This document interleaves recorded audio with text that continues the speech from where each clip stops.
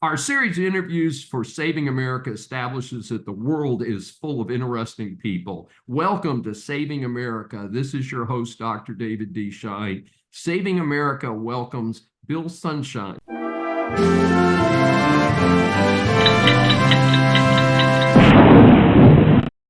Bill's father from Ukraine was vehemently anti-Russian, and he refused to talk about Russia. Young Bill was eager to learn about and understand Russia, but during the Cold War years following World War II, Russia was largely closed to the West. So he continued his Russia studies at the University of Texas. Later, he graduated from the University of Texas School of Law. It's a pleasure to be here, David. Thank you. Great to have you. And as you know, we ask our guests 3 questions, and we try and get our audience engaged in that. So tell us how growing up during the Cold War influenced your writing of this book. Well, let me go back to grade school, and it's a faint memory, but there was always a feeling that America and Russia would be in a nuclear war. And we actually had nuclear war practices. As silly as it may seem, we would be taken into the hallway and we'd get up against the wall, sit down, and put our head between our knees. So looking back on it, it may seem funny and ridiculous. That would never have protected us against an atomic bomb. But that's what they did in those days. And we didn't understand anything about Russia. And Russia was very, very closed off to the West. And there was very little information coming out of Russia. So my father, who was born in Ukraine, in 1909, came to America. He wound up in Georgia, went to Emory Law School. Great American, believed in America, would not speak about Russia, neither would his friends. And so obviously there were very negative feelings about Russia. As you just mentioned, David, the Soviet Union collapsed in 1992. And we began to understand exactly what Winston Churchill had said. It's a puzzle wrapped in an enigma. And slowly, we began to peel the onion and get to the middle of the onion. And this book is more of a culmination of my search for the truth about what are the Russians. They're white, just like we are. They have a They believe in Russian, I suppose, Catholicism, Russian Orthodox religion. And what is it that has made them so different? Why are they different? What is the history of Russia? And unfortunately, or maybe fortunately, what is described in this book is my effort to bring a complete reality to the reader. It's also a thriller, and the characters are very real. I've been to Russia. I've talked to officials in Russia. I don't claim to have the same knowledge and understanding of Russia as a Russian citizen. But let me just say this: Russia is not what we see in a James Bond film. And it's not the ongoing thriller, and the relations between the two countries are not that way. It's much deeper, and the division between Russia and the rest of the world is considerable, as we see. They have marched across Ukraine, and they have virtually destroyed large segments of Ukraine. And interestingly, the first 1/3 of my book begins with the infamous siege of Leningrad. Leningrad is now St. Petersburg. When the war began, when World War II began, Leningrad had over 2 million people. The Germans parked their armies about 20 miles away on a hill. They bombed the city without mercy, almost instantly destroyed the food warehouses.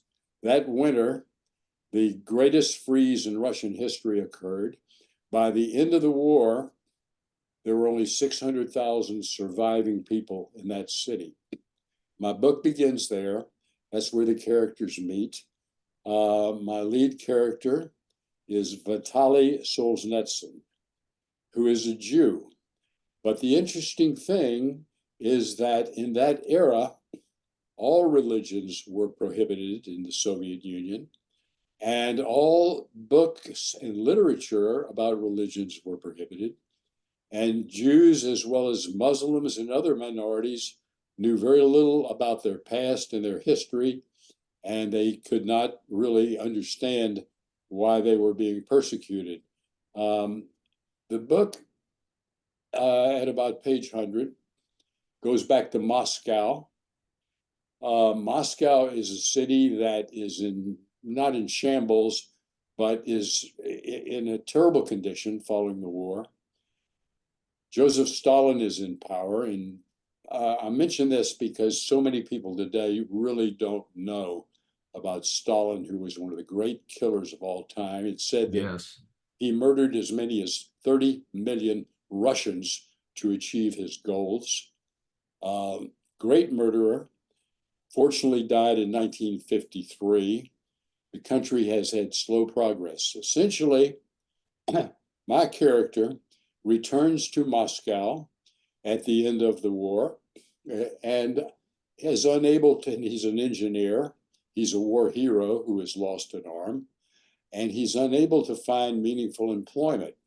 And Bill, that ties into our second question, because one of the things that you talk about in this book that I consider myself pretty well read and actually very familiar with World War II from a historical standpoint, is that if you could share with our audience the secret of the underground millionaires of communist Russia and how that plays a key part in your book, because that's where your character becomes engaged in that, correct?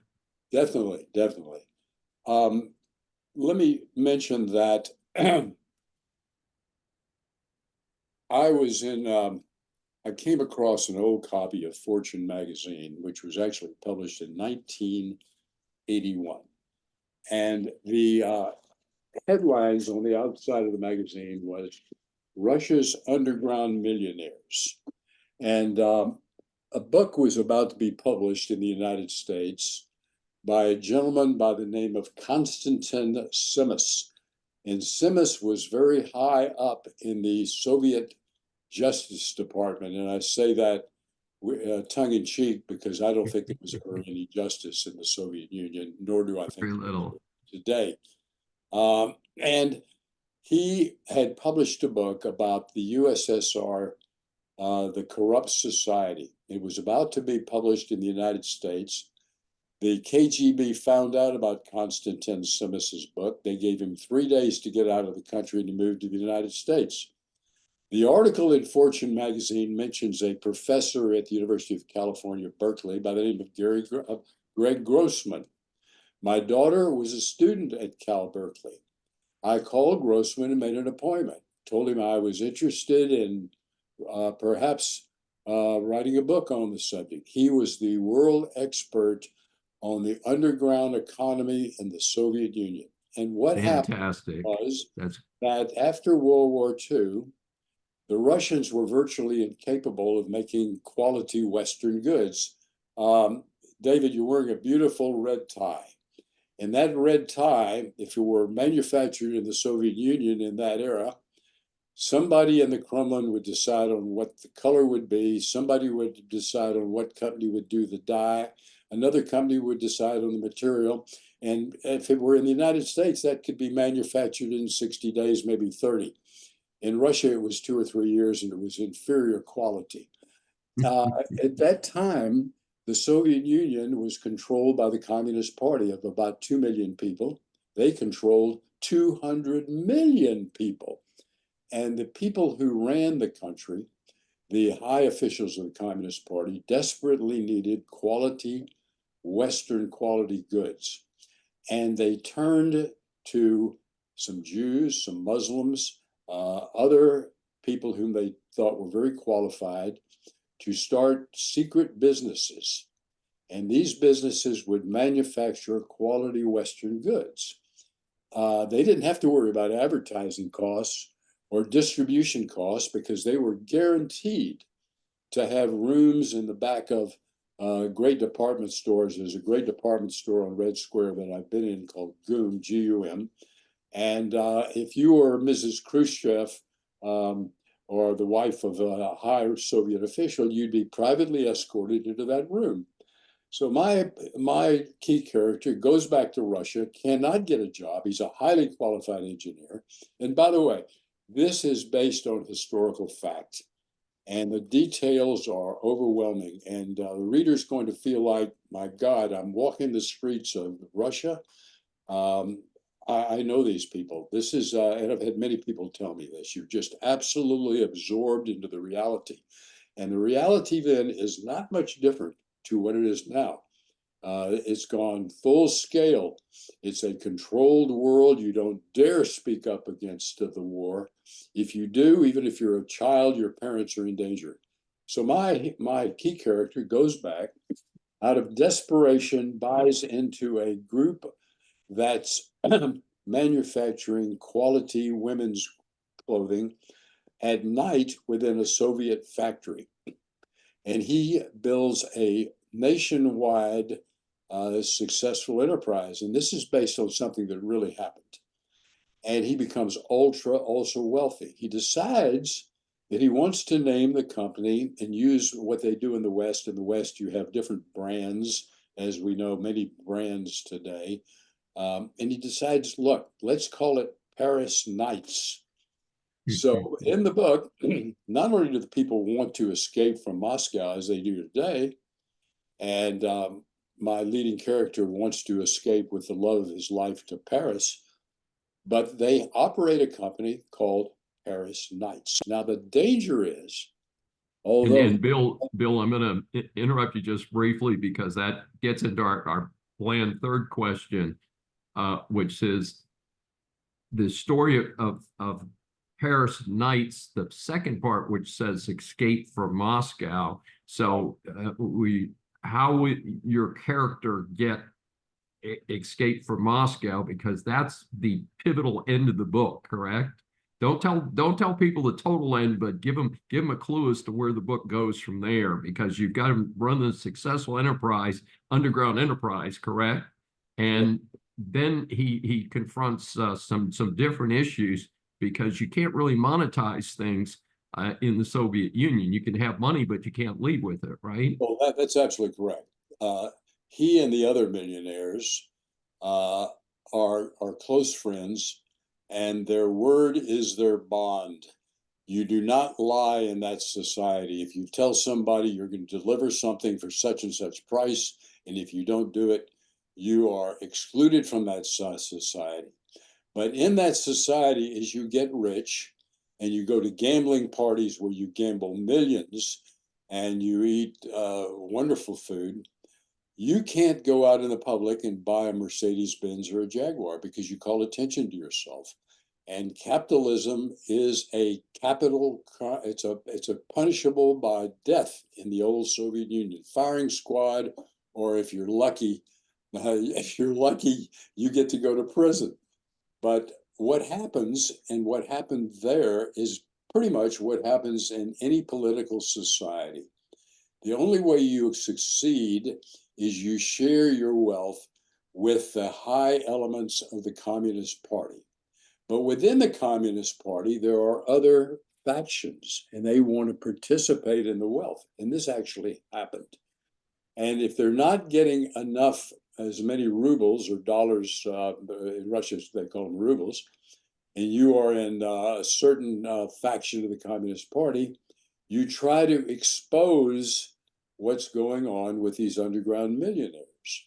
So that happened, and many of them wind up in criminal trials. And by the way, Dr. Grossman at Cal Berkeley gave me a box full of trial documents. He was immensely helpful to me. All of this stuff is based on reality. So you have one faction of the Communist Party trying to get control. And eventually, obviously, there's some compromises and they share the wealth. And if my hero is lucky, he gets to go on and continue in his business.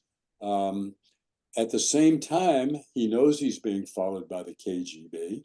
And within the KGB, there are factions, and this is historical truth. It's basically, you got to follow the money, and that's what it's all about. So the name of the company is Paris Knights, and he and the love of his life have promised each other that they eventually want to escape to Paris.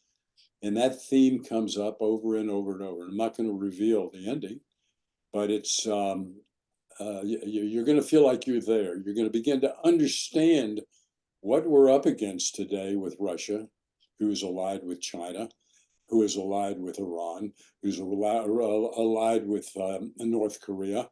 And unfortunately, it feels very ominous and it's not very comfortable. What do you think, David?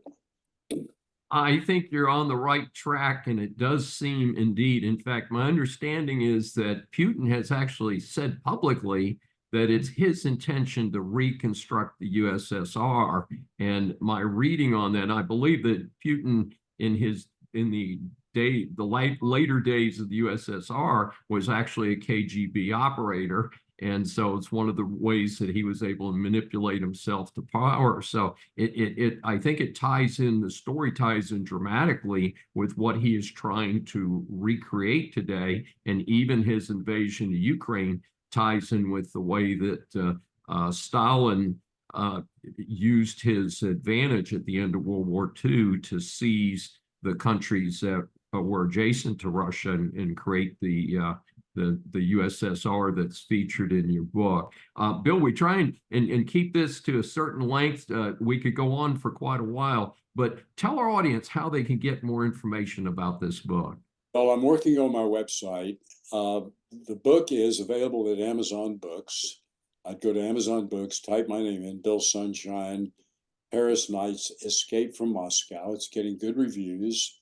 We're just getting it launched, and I view it as a truth-telling and a thriller. And I think, David, I think your viewers will enjoy it quite a bit. So, well, Bill, it's so wonderful to get a chance to visit with you.